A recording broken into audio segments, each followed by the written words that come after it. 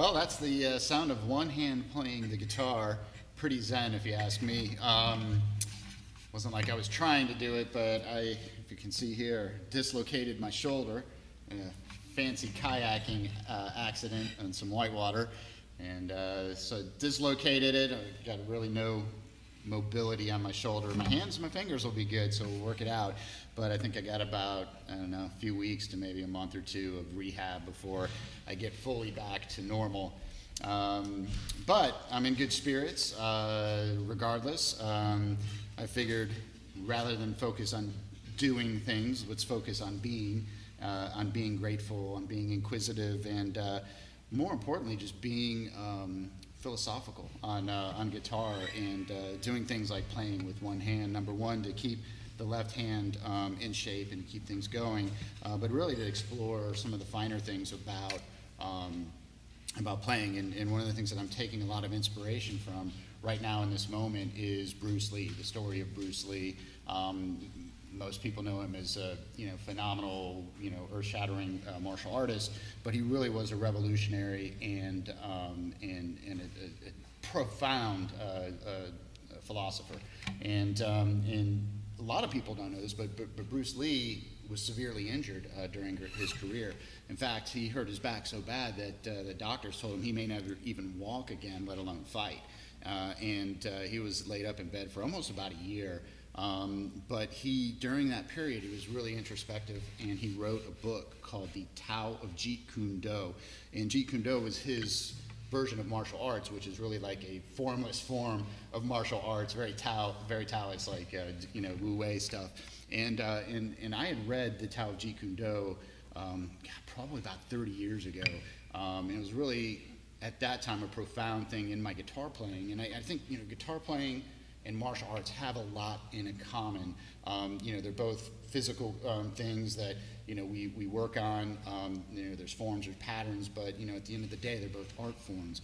And Bruce Lee has some really amazing thoughts that really have been resonating with me right now. And the biggest one I would say is patterns. We get stuck in our life in patterns. We wake up, we do the same thing. We wake up, we go to the bathroom, we drink water, maybe have a cup of coffee, we take our vitamins, we brush our teeth. We all have our morning routines, or whatever patterns we get into, patterns of thought, patterns of creativity. And certainly when we're playing the guitar, we get into patterns. We get stuck in patterns of playing the same thing, the same riffs, the same notes, the same licks. And even when we try to improvise, we just regurgitate these forms of things that we do. And Bruce Lee had a lot of quotes and a lot of insight on that, because it was really the same with martial arts. These structured martial arts had thousands of years of history, and he called propaganda behind them. But what they were teaching forms and teaching the same way of doing something. So when somebody would get into a fight, they would basically relegate to these forms, and there was no freedom of expression when you're stuck in those patterns. And so this is really a prime opportunity to break the patterns that I have, because I can't play the way that I was playing before, and I have to do something new in order to play with one hand and to do this. So I'm breaking patterns, and so I'm looking at this really as a blessing, as an opportunity that when I do regain full mobility of my right hand, that when I'm playing again with two hands, I'm not going to be stuck in those patterns that I was before. And I want to expound on the patterns just one little bit more here, because I think this is another thing when you start taking this, taking a route of going from playing, stuff that you hear and stuff that you like, to trying to improvise and to play your own things, is we originally get in this habit of playing something over and over and over again and practicing it so that we can be perfect and we can be good at it and we can deliver. And all that does is it just solidifies those patterns in our playing, in such that like I can listen to some people who just play scales and arpeggios and that do all these things, and it may sound okay, but like after a while they're just doing the same thing, and regardless of what song they're in or what piece they're in, they're just playing kind of the same stuff. And so to break those patterns is a really difficult thing, and sometimes it takes a dislocated shoulder or a broken finger or a broken string or something like that to break those patterns. So very important. I think one of the first things that I'm really introspecting on right there is the patterns. The other thing is when you're playing with one hand, in the left hand, there's no energy being added to the guitar other than what is coming from the guitar and maybe from slapping it and pulling off and doing that. So what I have to do is I have to be thinking of recirculating the energy from the guitar, and really feeling what's in it and going where that energy would take you. It's very different from when you're playing with both hands and you're adding energy and you're adding vibrations through your picking. When you're not doing that, you have to be very cognizant of kind of what you can generate.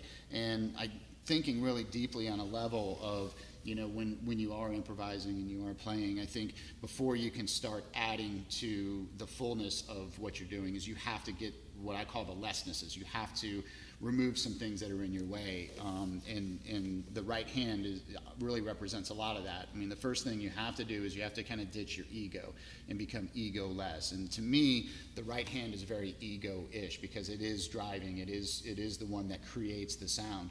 And so stepping back and taking a little bit of that ego out helps with the improvisation part.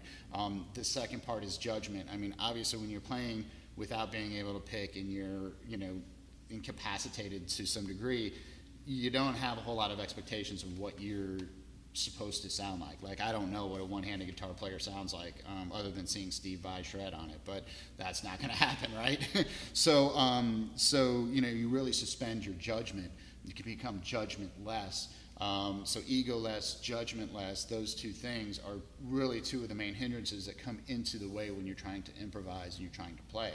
And then the third lessness is really trying to be effortless in what you're doing, and that's how you ride the wave or ride the energy of the guitar that is there. So those three lessnesses to me are really an integral part of improvisation and what my philosophy, my Jeet Kune Do of improvisation is right there. So yeah, focusing on that, and like I said, just trying to be instead of to do.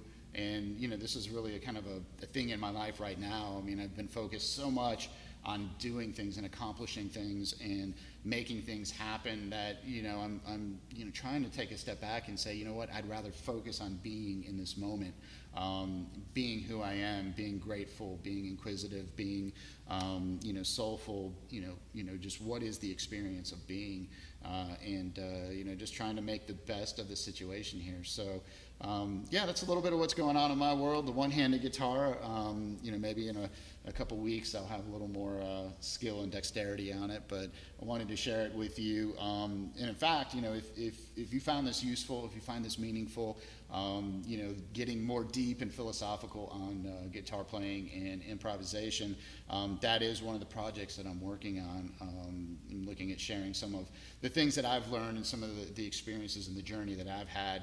The way that I see it, everybody's journey is unique in their own, and we're here to create. And I want to this year I really want to help people co-create and find their own path, especially when it comes to guitar. So if you're interested in that, jot a note, like make a comment like yes, I'm interested, or shoot me a note, for my contact information or whatnot, because I am looking to put something together, and if you're interested, I'd love to share it with you.